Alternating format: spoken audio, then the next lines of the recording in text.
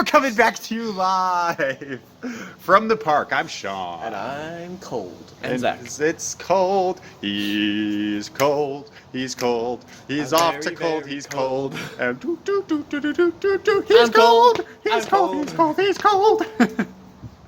Okay, so I got a fun story. Oh. Just to open this little meeting up as you shiver. Here, you want a beanie? No, it's okay. Are you sure? I'll suffer. It has lice. Oh, in that case. I was gonna wear it because I just showered and my hair is all wet, but like I haven't worn it yet, so it's still dry. It's got this cool bear on it. It's from Olin Rogers merch store. And there's Go on down to StarCadet.com.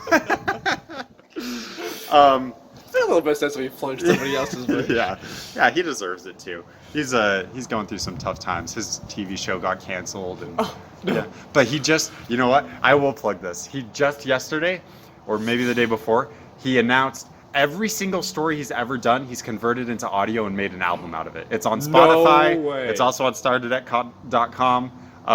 It's like over 4 hours long of just his stories. That's 4 hours of pure joy. I know, right? It's called The Tennessee Wonder Child. And yeah, it's great. I was so happy when I heard it.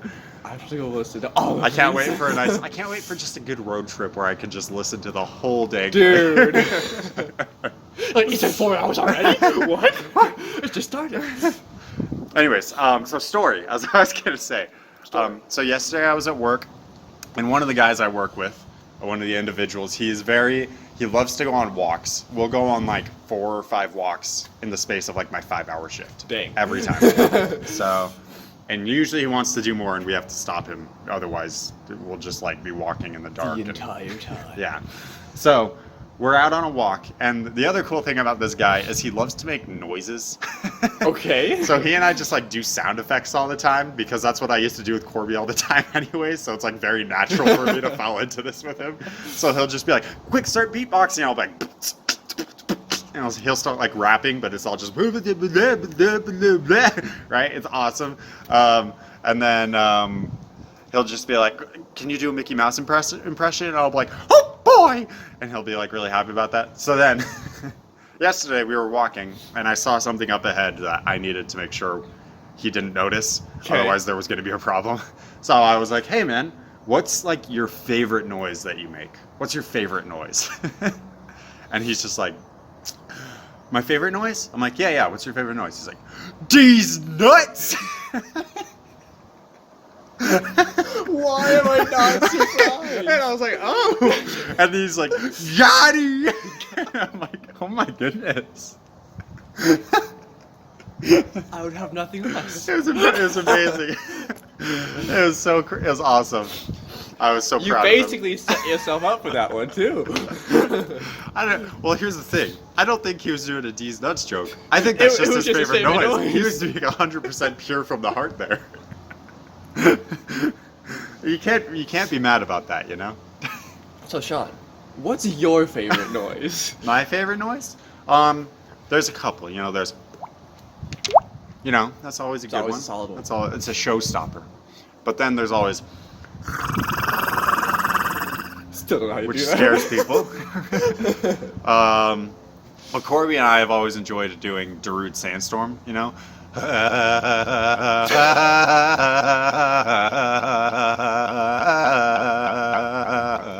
Right? I haven't heard that in ages. Corby and I would just sit in his backyard at like midnight, and we'd just be doing doing the different parts. So he's just doing the lower part and like, right? And we'd do that for like 5 minutes. Our plan is to make a music video. Oh my goodness! where please. we record the audio for that, and then have you seen the music video for Darude Sandstorm? No. It's the dumbest thing in the world. So it's like, the song is like 6 minutes long of just that, right? Yeah. And the music video is these people with like this briefcase looking like spies being chased by other people who want the briefcase who also look like spies. Okay. They're just running around the city. They're not doing parkour. They're just running. They're around like, the city. occasionally they'll jump over something, but it doesn't look cool. There's like this one part, I always think of it. There's like this long set of steps, like these concrete steps outside, and they're like running down the steps, but they're going like one by one. At a time. So like, and it shows like the first people go by first, and then them get to the bottom and run off, and then it cuts back to the top, and then shows the other guys running down after them. Okay, that's incredible. That's a good shot. So Corby and I wanted to do that, where it's our voices as the audio, right? But we're in his backyard, just like with a wide shot, and then we just like chase each other around his backyard and like awkwardly climb over his playground equipment and stuff.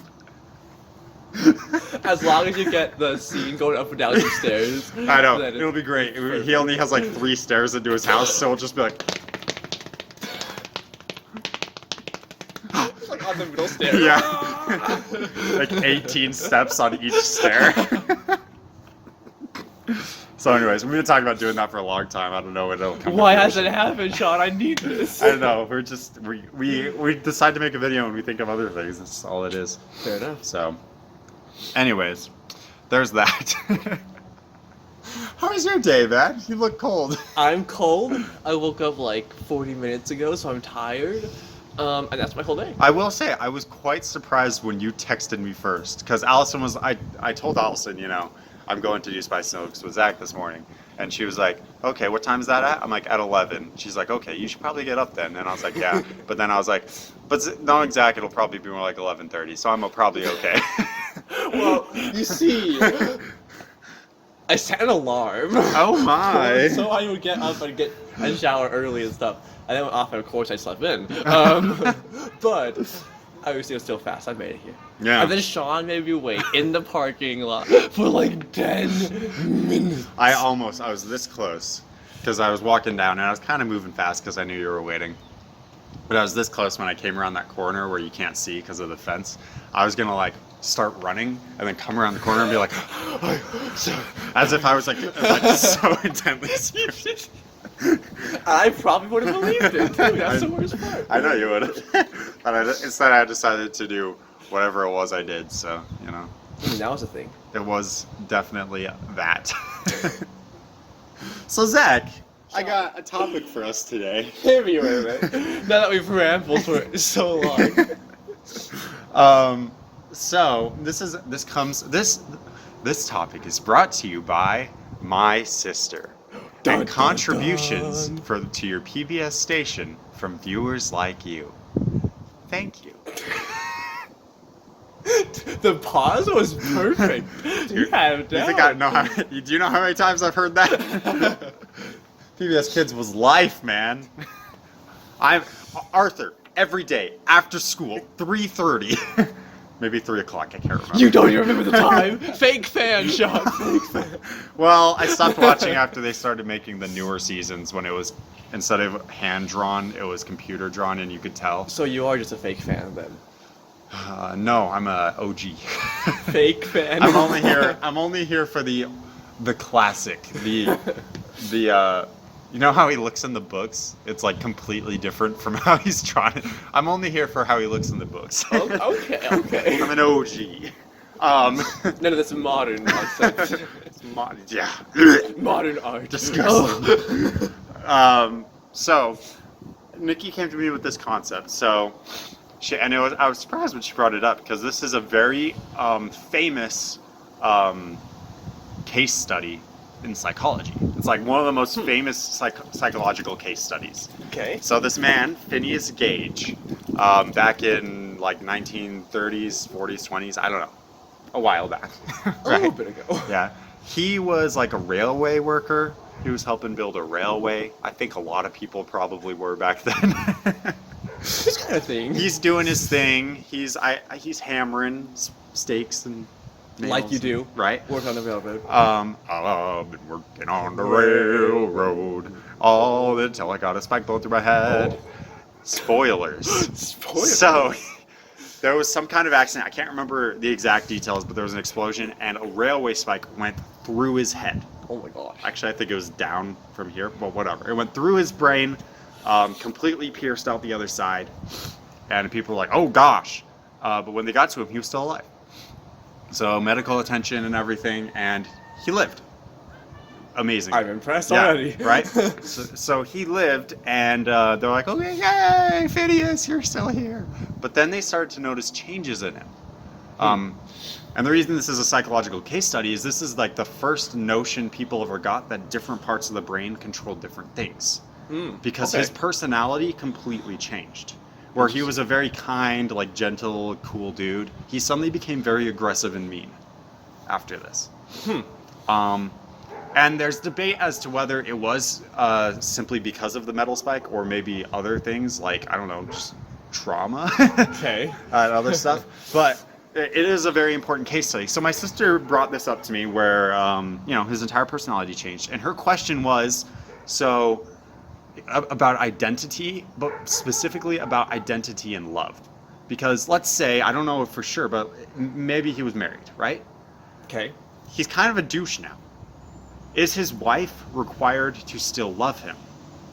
Oh. Is he still the same person? Like, do his friends still have like some kind of obligation to hang out with him still, even though like he's acting like a completely different person? Right. Is he still the same person, or Is he someone since his else? personality has changed so much, he's like just a brand new person? Right. Oh man. I wasn't ready for this morning. Yeah, there you go.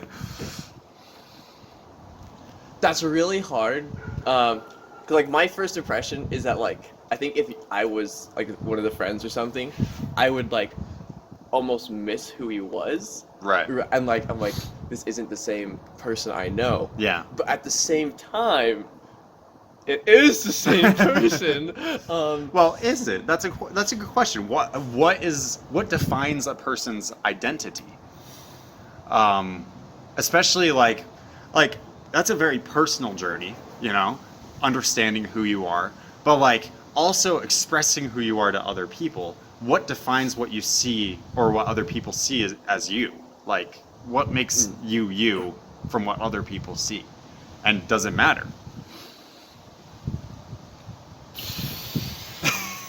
Okay. Zach, I'm bringing you questions. You need an answer. Sorry. Let me get my tie back on. I didn't put it on this morning. I'm tired. Give me this, Tyler. So, well, like I was thinking, what if it happened to me? Mm-hmm. And so my question is like, to what extent has he changed? Does he still have like all his memories from before? Is all that still there? Because I feel like your experiences, your life experiences, and your memories make up a lot of just who you are in general. Mm-hmm. And like let's just say like, I don't know, my personality changed for a week, and I was a dick. I mean, I already am, but like more than normal. I feel like I'd still be me. I'd just be a ruder version. A ruder version of me. Yeah. So, especially relating this to like friendship and love and intimacy, right? Something me and Nikki talked about was there's a theory in psychology from this guy named Eric Erikson, who was very much like into developmental theories. Okay. And so his whole thing, his like entire theory is based around there's stages of development that happen across your entire life, which was different from like Freud, who thought they only happened when you were like a very small child, right? And he's like, and in each stage there's like some obstacle, some challenge you need to overcome, and each stage has a very specific one, and if you don't overcome that, you kind of become stuck, and it kind of hinders your progress. So just to give you an idea, like a newborn to like 1 year old, I think is like the age range-ish, like 1.5. The stage is trust versus mistrust. So they have to learn to develop trust with their mother, with their parents, to learn who to rely on to be cared for, basically. Right, and a lot of times, like just babies or younger kids in general, they don't trust like anyone else. Right.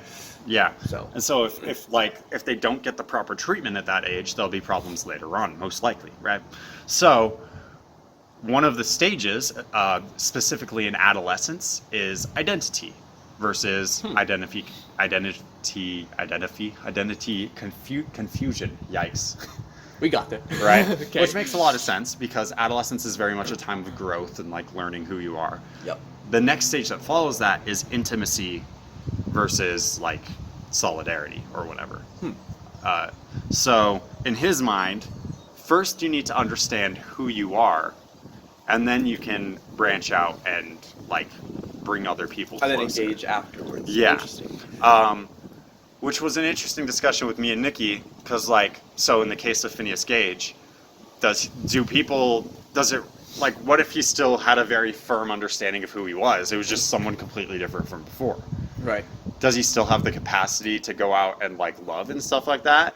Are people who were connected to him still required to be connected with him? Or because of this identity shift, does that like cause some problems now? My initial reaction is like, what if something like this happened just slowly over time? I Right, mean, I think instead it of- does anyways, right? Right. Like instead of just happening right away, and I feel like maybe the answer is no, because people like say they get married or something, or they've been friends with someone for a really long time, and then over the years, this person slowly becomes someone that's different than the person they initially fell in love with, or they've been friends for like 20 years before, right? Yeah. And they go their separate ways. I mean, Is that's what's that- happening with you and me throughout this spiciness. I mean, glad we're on the same page. I honestly was hoping it happened at like the end of like the first semester, but like, now we're here. It's not been going very fast. No, it's been a slow burn. I was really hoping you would change more. But we've just been basically the exact same, haven't we? We just had less answers, you know, which is amazing because we had no answers to begin with. So like, in that scenario, I guess that like it's okay to like be like just accept that like they're not the same person who they were, and that's okay. Like maybe you can still miss the person they were, with accepting that they're different now, I guess. Yeah. I think obviously this is a very like specific case, and so it's very dependent on a lot of things. Context matters, you might say. Dire context. Context. But I think like it's definitely possible to be able to accept someone's changes and still like them just because they are still them. Yeah. And I think it's also perfectly reasonable to let someone go from your life because they've changed. Right. And I fully agree with both of those. Yeah, I think it just depends on the extent and what type of changes are happening, right? Right. Yeah. So this is the reason I bring this up is because I'm breaking up with you. Finally. Well, we're at time basically. We didn't go into the same things Nikki and I spoke about, but that's okay. We didn't need to. Sorry, Nikki. So you can suck it. You can blame me. Yeah. I'm sure she's happy with this. She loves hearing Zach's dulcet tones drift calmly through her earphones. Sean, why are you lying to everyone? Go ahead and give her some Zach ASMR. ASMR with Zach. I can't. Oh my. Now listen closely as Sean taps. Slowly. Slowly. And then quickly! All right. Well, there's some thoughts for you all. Also, one other thing. Oh no. Let me think. What was it? Oh yeah, D's nuts. She doing it. Thank you all so much for joining us. I'm still Sean. And I'm still Zach. We'll see you next time. Spicy Nuggs, Spicy Nuggs is our friend. Spicy Nuggs, Spicy Nuggs is our friend.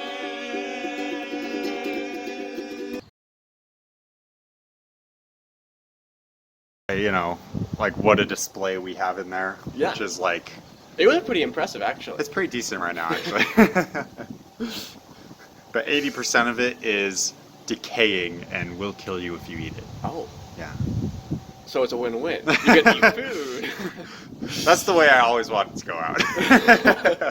Food poisoning. Get a full stomach Yes. and then die.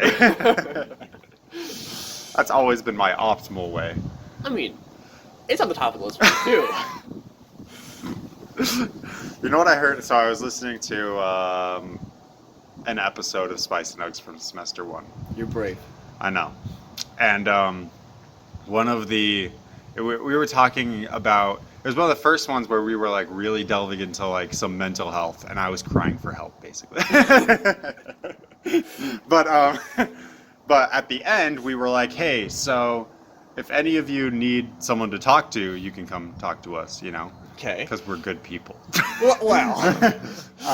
But then we were also like, however, if that is the case and there's some real problems, you should probably also talk to other people who are closer to you and maybe seek more professional help.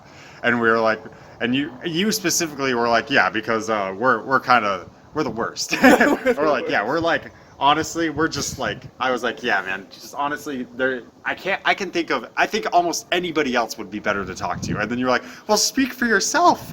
I'm at least bottom of the barrel. And I was like, oh, interesting. Zach is bottom of the barrel, man.